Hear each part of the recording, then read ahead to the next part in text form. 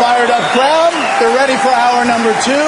And we begin hour number two with an important topic, foreign policy. Congressman Paul, many Middle East experts now say Iran may be less than 1 year away from getting a nuclear weapon. Now, judging from your past statements, even if you had solid intelligence that Iran in fact was going to get a nuclear weapon, President Paul would remove the U.S. sanctions on Iran, included those added by the Obama administration. So, to be clear, GOP nominee Paul would be running left of President Obama on the issue of Iran. But I'd be running with the American people because it would be a much better policy. But for you to say that there's some scientific evidence and some people arguing that maybe in a year they might have a weapon, there's a lot more saying they don't have it. There's no UN evidence of that happening. Klepper at the in our National Security Department, he says there is no evidence. It's no different than it was in 2003. You know what I really fear about what's happening here? It's another Iraq coming. There's war propaganda going on, and we're arguing. To me, the greatest danger is that we will have a president that will overreact, that we will soon bomb Iran. And the sentiment is very mixed. It's very mixed even in Israel. You know, the head of the security for Israel, who just recently retired, said that it wouldn't make any sense to do this, to take them out because they might be having a weapon. So I would say that the greatest danger is overreacting. There is no evidence that they have it. And it would make more sense if we lived through the Cold War, which we did, with 30,000 missiles pointed at us. We ought to really sit back and think and not jump the gun and believe that we are going to be attacked. That's how we got into that useless war in Iraq and lost so much in Iraq. Congressman Paul, the question was based on the premise that you had solid intelligence. You actually had solid intelligence as President Paul. And yet you still at that point would pull back U.S. sanctions, and again, as a GOP nominee, would be running left of President Obama on this issue.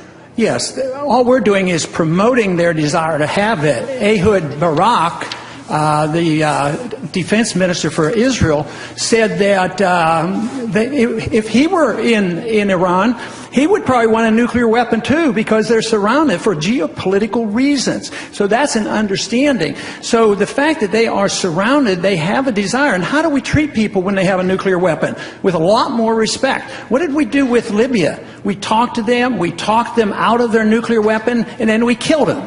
So it makes more sense to work with people. And the whole thing is that nuclear weapons are loaded over there. Pakistan and India, Israel has 300 of them. We have our ships there. We got to get it in a proper context. Right. We don't need another war. Understood. And you make that point quite a lot. I'll try one more time. Iran is reportedly running exercises on closing the Straits of Hormuz, a key passage, as you know, for global trade. Now, what should the U.S. response be if Iran were to take that dramatic step? Well, the plans are on the book. All they talk about is when are we, the West, going to bomb Iran?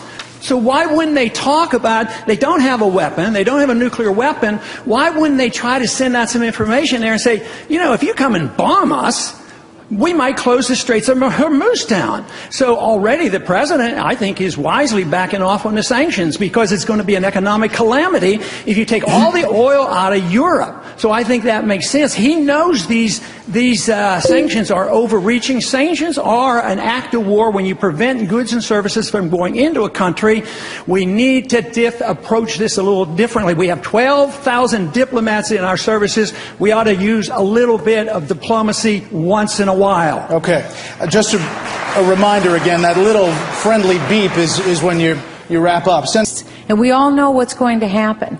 We know that Iran is going to be the hegemon and try to come into Iraq and have the dominant influence. And then Iraq will essentially have dominance from the Persian Gulf all the way to the Mediterranean through its ally Syria. And with all due respect to Ron Paul, I think I have never heard a more dangerous answer for American security than the one that we just heard from Ron Paul. And I'll tell you the reason why. And the reason The reason why I would say that is because we know without a shadow of a doubt that Iran will take a nuclear weapon.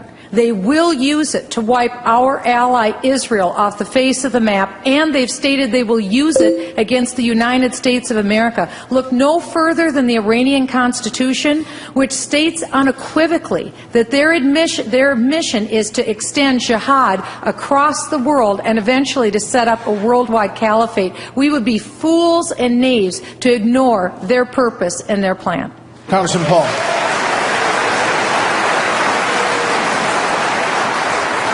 Obviously, I would like to see a lot less nuclear weapons. I don't want Iran to have a nuclear weapon. I would like to reduce them because there would be less chance of war. But to declare war on 1.2 billion Muslims and say all Muslims are the same, this is dangerous talk. Yeah, there are some radicals, but they don't come here to kill us because we're free and prosperous. Do they go to Switzerland and Sweden? I mean, that's absurd. If you think that is the reason, we have no chance of winning this. They come here and they explicitly explain it to it. The CIA has explained it to us. It said they come here and they want to do us harm because we're bombing them. What is the whole world about the drone being in Iran? And we're begging and pleading, and how are we going to start a war to get this drone back? Why were we flying the drone over Iran? Why do we have to bomb so many countries? Why are we have 900 bases, 130 countries, and we're totally bankrupt? How are you going to rebuild the military when we have no money? How are we going to take care of the people?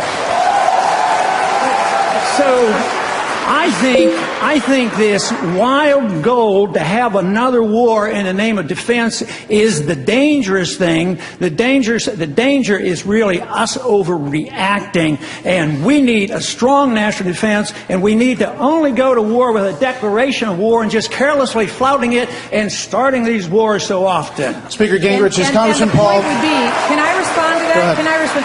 And the problem would be the greatest underreaction in world history if we have an avowed madman who uses that nuclear weapon to wipe nations off the face of the earth. And we have an IAEA report that just recently came out that said literally Iran is within just months of being able to obtain that weapon. Okay. Nothing could be more dangerous than the comments that we just heard. All right, 30 seconds. There is no UN report that said that. It's totally wrong on what you just said. IAEA report. That is not true.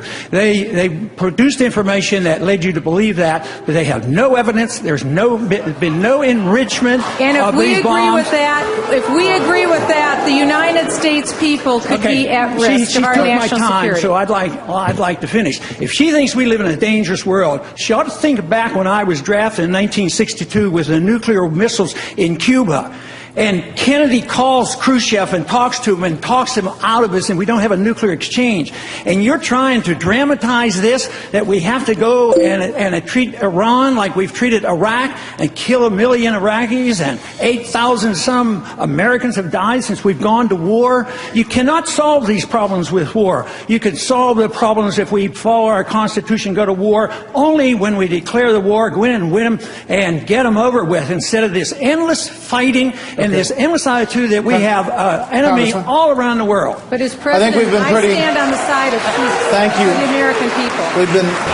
Thank you, Chris.